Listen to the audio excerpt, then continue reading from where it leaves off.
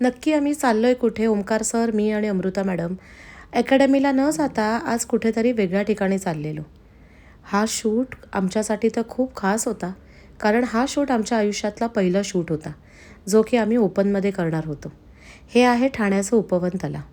ठाणा आणि तलाव ह्यांचं काय गणित आहे मला माहीत नाही, पण ठाण्यामध्ये असंख्य असे तलाव आहेत. त्यातलाच हा एक उपवन लेक आहे. तलावाच्या चारही बाजूंना डोंगर आहे. डोंगरामध्ये आता पाऊस पडल्यामुळे सगळीकडे हिरवाई पसरलेली आणि त्यातच संध्याकाळचे 4-4:30 वाजलेले आणि ओमकार सर, अमृता मॅडमचा इथे एकदम सुंदर शूट करत होते. आणि खरं सांगायचं तर ना, आषाढ महिना आला की सगळ्यांना वेध लागतात त्या पंढरपूरच्या विठोबाचे.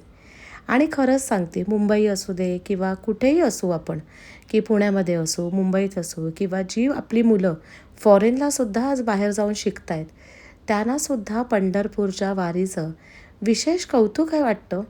कारण त्या वारीमध्ये ना, एकतर त्यांची ती शिस्तबद्धता, त्यानंतर ते जे दमलेले, त्यानंतर तरुण मंडळी आणि अगदी लहान मंडळी, हा सगळ्यांचा उत्साह जो आहे ना, तो खूप बघण्यासारखा असतो.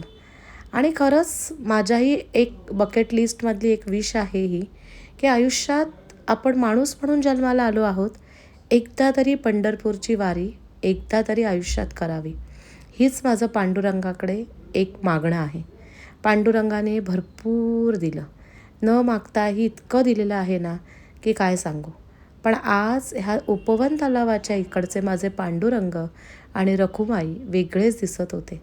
साक्षात मला असं वाटत होतं ना, की मी चंद्रभागेच्या किनारी बसली आहे आणि तिथेच मला माझ्या पांडुरंगाचं हे तेजस्वी रूप सुंदर बघायला मिळालेलं आहे. आणि तुम्ही बघू शकता, माझे हे जे पांडुरंग आणि रुक्माई आहेत ना, इतके खुलून हसत होते, की जसं काय ते चंद्रभागेच्या तीरावरच बसलेले आहेत.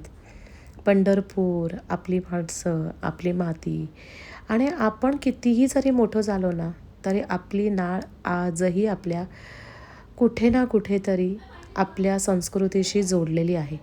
आणि म्हणूनच मला मराठी संस्कृती किंवा भारतीय संस्कृती ह्याचा विशेष अभिमान वाटतो, की किती आपली संस्कृती जी आहे ना, ती असंख्य सणांनी भरलेली आहे.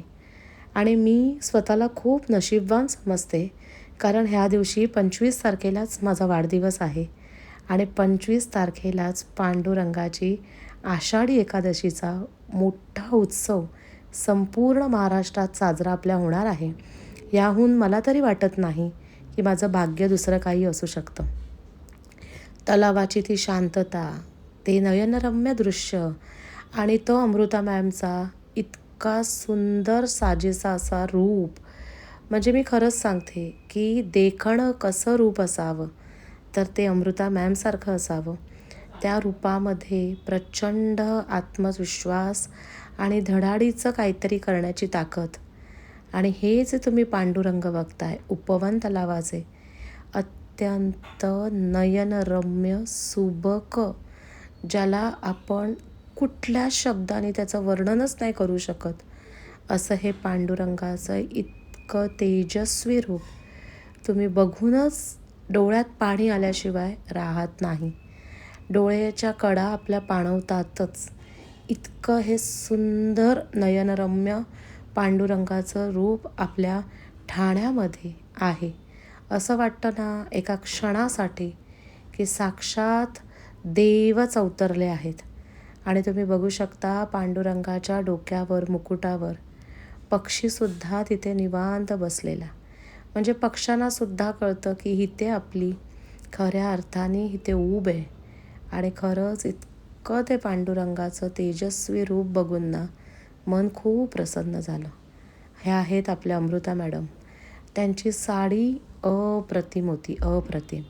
ती साडीवर संपूर्ण वारीचं सुबक असं सुंदर पेंटिंग केलेलं. त्यांचा तो बन, त्यांचे ते नजार, त्यांचा तो काष्टा, त्यांच्या साडीचं ते विठ्ठल, पांडुरंग, असं जे सगळं लिहिलं होतं ना, खरंच म्हणजे असं वाटतं ना की आयुष्यात येऊन सगळ्या गोष्टींचं सार्थक झाल्यासारखं वाटतं.